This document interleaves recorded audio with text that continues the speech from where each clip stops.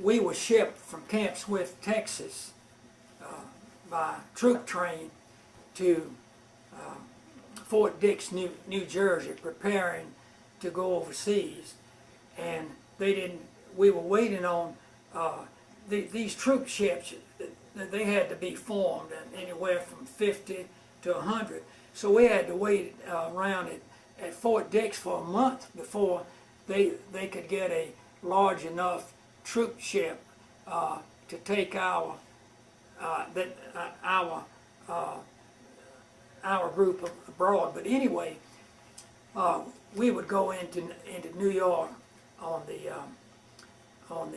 PNC, as we call it, Pennsylvania Railroad, sometimes 5 nights a week, because there was so much to do in New York, and it would whisk it right on to New York, and we could get back in time for Reveille the next morning, even though we weren't much good that day.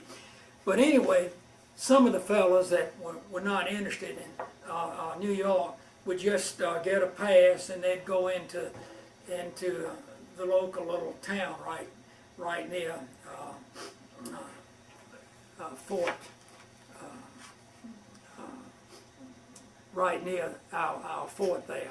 And he would go in with a bunch of other fellows, and they'd go to the bar. They couldn't wait to get to the bar, and he'd get drunk. And I mean, night after night, he'd get back at Reveille. And you know, alcohol affects different people different ways. And some of them get just mean as a boar when they've had too much alcohol. But this particular person, he would start crying. He would start feeling sorry for himself. His name was Slogging. And when he would report to Reveille, get back just in time, he would be there and he would start crying, and he'd cry for an hour or two at a time. And that's the way this alcohol would affect him. So when we had to stand, as we stood Reveille and he'd come dragging up, we'd say, "Here comes old Sleepy, old drunk Sleepy." We wonder how he's going to make out the day. And every time we'd have a 10-minute break, he had to have a 10-minute break every hour, he'd go to sleep. And they had a very difficult time awakening him. But they'd waken him up, and sometimes they'd have to put 2 men on each side of him to get him out to where we were going to train for that particular day. But anyway, he did get the name of Crybaby, and that's what he was. And it would affect him that way. Instead of being mean, he was just the opposite. And of course, I had never seen anything like that before, so that was just one of the many new experiences that I had during the war. But anyway, jumping to England, when I was in this army hospital of about 80 miles northwest of London, I had a real good friend, and we could get on a train, brick rail, and we could be in London inside of maybe an hour and a half or 2 hours. And so we would get a weekend pass, or if we had time off, we'd get a pass sometimes for 3 days, and we'd go into London. And of course, London was just absolutely devastated after day during the Battle of Britain, which the Germans almost, as you know, brought the British right to their feet. But I remember one of the first sights that I saw in London was that magnificent dome of St. Paul's Cathedral. And the reason you could see the dome from almost any fairly high spot in London is that the Germans had just bombed that whole area where it was just flat and just nothing but rubble. But during the Battle of Britain, there were 2 bombs that the German dropped on St. Paul's Cathedral. Both of them were direct hits on the dome of St. Paul's Cathedral. But by some miracle of the Lord, those 2 bombs were duds. That means they did not explode. They went all the way through the dome, all the way through the main floor into the crypt underneath, and they did not explode. And that's the reason that St. Pauls Cathedral today is still standing the way it was then. Now, they have ruined the view of St. Paul's, because if you go there now, they built quickly after the end of the war, that they built these office buildings right up almost to the land that St. Paul's is situated on, and those buildings actually obliterate, the view of St. Paul's. So now there's a lot of talk, and they may be doing it. I haven't been to London in several years. They talk about they're going to take all of those office buildings down so that you'll have a better view of it. But I want to tell you, jump to the tube, which is similar to our metro here, that operated all during the war.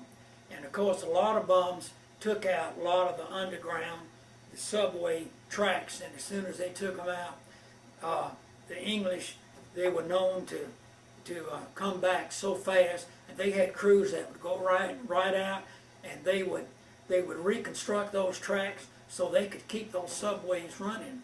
But anyway, probably the two deepest subways in London would be Piccadilly Circus, and the next, on the Piccadilly route, the next station to the east is called Leicester Square, and it's spelled different, L-I-E-S-T-E-R, Leicester Square, but the Germans pronounced it Leicester Square.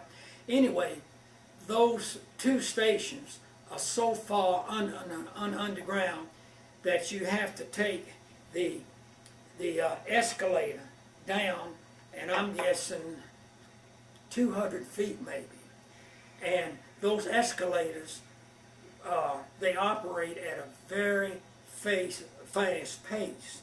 Now, our escalators here in Atlanta, they can run much faster, but from a safety standpoint, we probably have the slowest escalators up and down of any escalators in the country. But New York escalators are much faster, but the London escalators, they have to be fast to get those people up and down. But anyway, when the first time I went down this escalator, you'd look down there and you'd think, God, I'll never come to the bottom. And then when you get to the bottom, because London was still being bombed with the V1s and the V2s, on all the platforms they had these canvas cots, and they were placed right next to one another, just as close as you could put them. And from the back of the platform almost up to maybe within 2 feet, so it would leave room enough to get on and off of the subway cars. And whenever the siren would blow, people would just go in droves down into this safe haven, and until the all clear signal blew, sometimes they had to spend the night down there. So many hundreds of Englishmen spent many nights down in these platforms, and of course they had water down there for them and restroom facilities and so forth. So that's the reason that so many Englishmen in London survived during World War II.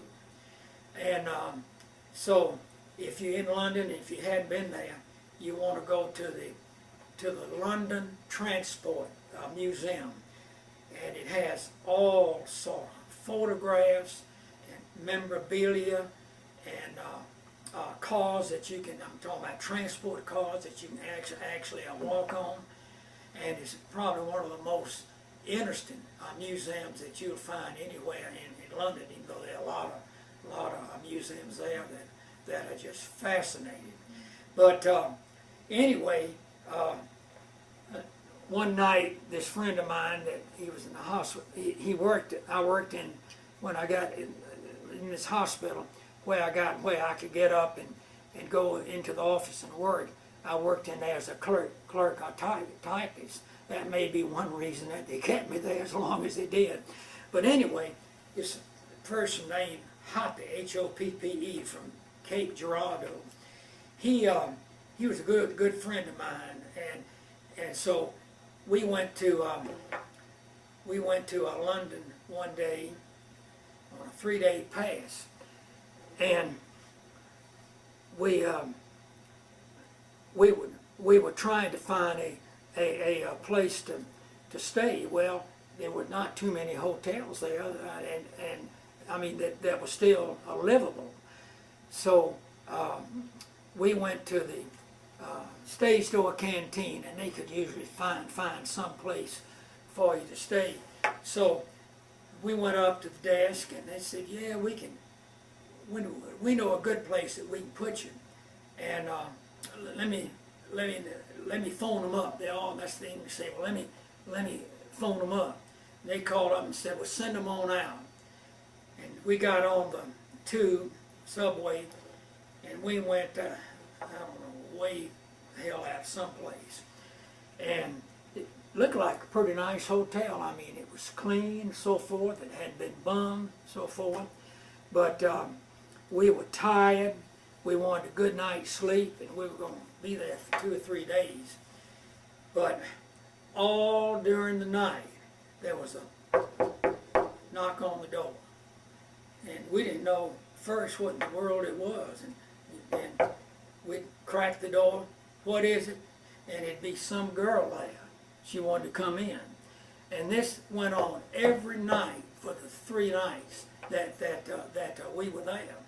And these women, I'm talking about the English girls, they didn't want to have anything to do with they call them the Limeys, the Englishmen, because the Englishmen were paid about $5 or $10 a month compared to what the American soldiers, which was a minimum of about $50 a month on up.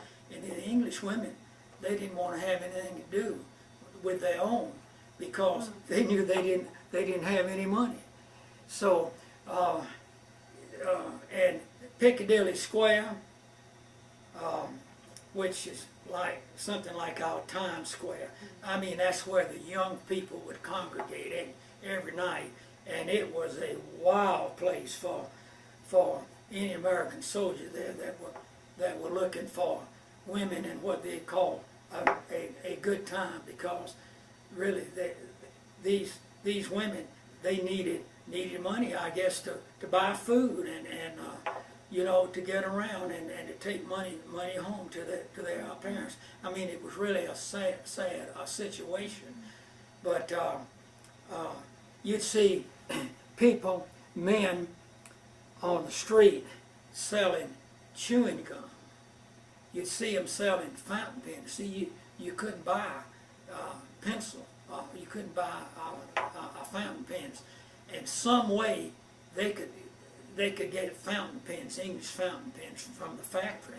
And of course, they could sell those fountain pens for almost anything, just for the asking. So, and then everything was blacked out. I mean, there were black curtains over all the business establishments there at night and so forth. And the interesting thing about the V1s and the V2s coming in, the V1s coming in, they had so much fuel, liquid fuel, and the Germans had it metered. They knew exactly how much fuel, liquid fuel, it would take for those.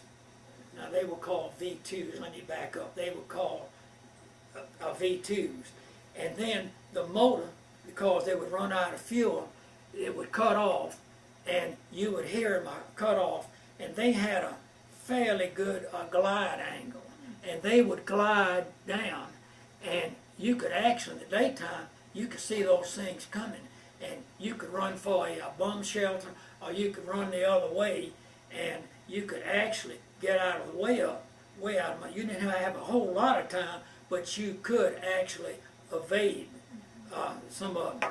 But now the V1s, which was a missile, and when they would come in, they gave no warning whatsoever. In other words, when they would hit, you'd hear this terrific explosion, because the tank on those things they were half as big around, I guess, as this room. And one night, this friend of mine, it was always with me when he went to London, he decided he wanted to go see Arsenic and Old Lace. It was a play that was playing, I'll never forget, at the new Amsterdam Theater, which is no longer there. I guess it was eventually bombed out or torn down. But anyway, it was a new Amsterdam Theater, and we were able to get tickets up in the balcony. And sometime during the performance, one of those V1s that, as I say, you didn't hear it coming, it hit in the next block from where we were. And of course, everything in that theater just shook. And it was that close where all the dust, and the dirt, and the grime and so forth just came showering down on everybody. But you know that those Englishmen sitting there, they had gone through so much that they just sat right there very calmly, and that show just went right on, just as if nothing had anywhere close by. And you know, of course, the Englishmen were so calm, we sat there until Arsenic and Old Lace, until our curtain was drawn. So, you know, it was interesting in seeing how the Englishmen would react to that and so forth. And, you know, I could go on and on, but I don't want to use up all your film and your time. Well, this is so interesting. And when did you come back to the States? I came back and was discharged at Augusta, Georgia, on Valentine's Day, February the 14th of '46. I had enough points at that time, you know, to come back. And then do you want to tell us what you did since, and just quickly bring us up to date with your activities? Well, I came back, and the day after coming back, I went to work here in Atlanta in my father's insurance agency, and I was in the insurance business for 41 years with Allstate Insurance Company, and I retired with them. But I did other things during that time.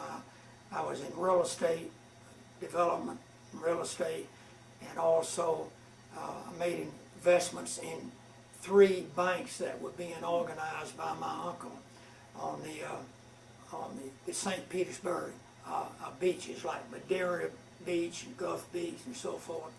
And since he was organizing these banks, I was fortunate enough to get some of the initial stock offering from these banks. And of course, they were all sold within 5 to 8 years after he organized them, which turned out to be a pretty good investment, you know. And then I developed real estate in Cobb County, and built a subdivision up there that I sold. My brother and I, we had the largest mobile home park in the state of Georgia at the time that we developed this mobile home park in Cobb County. And then we fully developed it with 430 units, or pads as we call them. And we were fortunate enough to have good engineering, where when the mobile home industry went from single wide to double wide, instead of trying to get so many lots crowded together, we developed each lot where we could get we could get a double wide on each acre that we had up there. So fortunately we looked far enough ahead, and by the time we sold it to the largest mobile home park company at that time in the United States that was buying these mobile homes. We didn't want to sell and we turned them down 3 times, and finally they came back and said, well, look, just tell us, what would you sell it for? And I told my brother, I said, well, let's just give them, pull a figure out of the air and give them a price just to get rid of them. And we gave them this price, and they took us up on it. So we were out of the mobile home business fast. And we were glad, you know, we were glad to get out of that and to go to other things. So anyway, I retired in 87 from Allstate after 41 years. So, but I've been just doing a lot of things, looking after a lot of personal things since then. Family, married with children? Married with 2 children. My son is a physician in Savannah. He's a surgeon in critical care, and and my daughter is a registered nurse in Charlotte, and she's married to a doctor, and they have 2 children, 2 sons, 11 and 12 years old, 2 grandchildren. And we went to Charlotte recently. My son, I don't know where he gets this, but my grandson, the youngest one, is 11. He's interested in acting, and so the Charlotte Theater of Performing Arts put on Oliver 3 weeks ago, and we went up. He had the lead part in that. He was Oliver, and it was a real professional production. They had 98 people in that production. I mean, with all elaborate scenery and stage props and costume. They had a 12-piece orchestra. So that went on for a week, and they had a full house every night. And I thought it was a lot of money for what they charged the public, but the tickets were $17 a piece. So I guess the public liked it fairly well to, pay that kind of money to see it. And he'd had a lead as the mayor in The Wizard of Oz in his school production. So I don't know where he's going with this thing. That's great. What is his name? His name is Cameron, C-A-M-E-R-O-N, Cameron Berkowitz. So, well, this ties in somewhat with your experiences with entertainment during World War II. I don't know, but Who knows? Who are some of the actors that you might remember from World War II? some of the what? Entertainers. Well, that you saw Mickey firsthand. Rooney, I remember so well because he came up to the office one day, and he had this little 8mm camera, I believe either 8 or 16, I don't remember. And of course, film was very difficult to get, movie film. And we were holding all of his mail there in our office at the entertainment branch. And so when he came up to the 6th floor to our office, first thing he said, "Do I have any mail? Do I have any mail?" Well, we, of course, gave his mail with the package. And there was this fairly big package, and he tore it open, and it was this movie camera. And he was going all around the office taking people's pictures of that. And he just jumped up and down with joy. Of course, he's a comedian anyway, and real short. And his wife, I was trying to think of his wife's name. You all would recognize it. But I mean, that goes back so far. And then there was a Del Mar actress that came in there. And of course, naturally, I didn't have anything to do with them because some of the office and some of the other peoples, they took her out to dinner and entertained her and so forth. But they were coming through there all the time. And the one thing that happened is that their luggage was often lost between the states and arriving in England. And for some reason, a lot of it was lost and was stored in a storage house in Liverpool, England. And they would assign me the job of going over to England. And of course I went to one of the local motor pools over there and got an Army staff car, which was a larger, of course, than a Jeep, and it would hold a pretty good amount of luggage. And I very often would find their luggage in this big, old, dirty shipping warehouse right on the river there in Liverpool.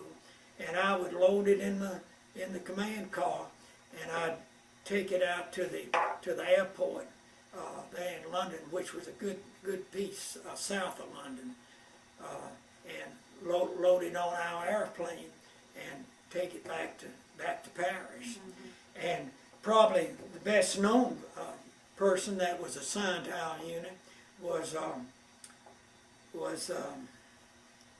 the famous orchestra leader, not Benny Goodman, but Al Lombardo. No, he had the beautiful music, soothing music, and he was lost over the English Channel. As I say, his music is still played. We'll think of it. I don't. After 62 years, and I'm not one. I don't collect discs and things like that. But anyway, we assigned him to go to Paris to play and take his orchestra with him. But he went ahead of the regular plane on a smaller plane, and he and several of his men flying with him were lost over the English Channel, and they never knew what happened to him. I don't know why, I can't think of his name, but I guess my brain is turning to mush after all these years. Well, it's amazing to recall of everything. We really appreciate so much your coming to do this today. It's a great record to Well, have. I know you're glad to get this interview over with, and then you can It's go fascinating. to other people that No, probably this is can. great. Is there anything you would like to add that we haven't covered, or Well, any questions? Dr. Lowndes, David Yes, Lowndes. David Lowndes. Of course, there was a Lowndes clinic here for years and years, a very fine, prestigious clinic. And this Dr. Lowndes is the son of the one that founded the Lowndes Clinic. Yes, I believe that's right. What age person is this Dr. David C. David Lowndes? Lowndes, he is, I would say, in his 50s probably, maybe 60s. David Lowndes. He was in the Vietnam War, was he? I don't know if he was or not, but he has been coming every Monday at 2 to conduct interviews. Well, I'm sorry that I miss sorry meeting too. him. I'm certain he's sorry he missed meeting you. Well, he's probably heard so much No, of this. He loves these accounts, and he would like to have been here, but he's had. How's his back? He's had a back He operation? has back surgery, so I think he is doing all right. Well, I hope so. I know you all will be glad to get him back. We will. But thank you so much for coming. Well, it's my pleasure. It's quite fascinating. Well, I don't know about that. It is. Trying to remember all of Oh, it's wonderful. these facts.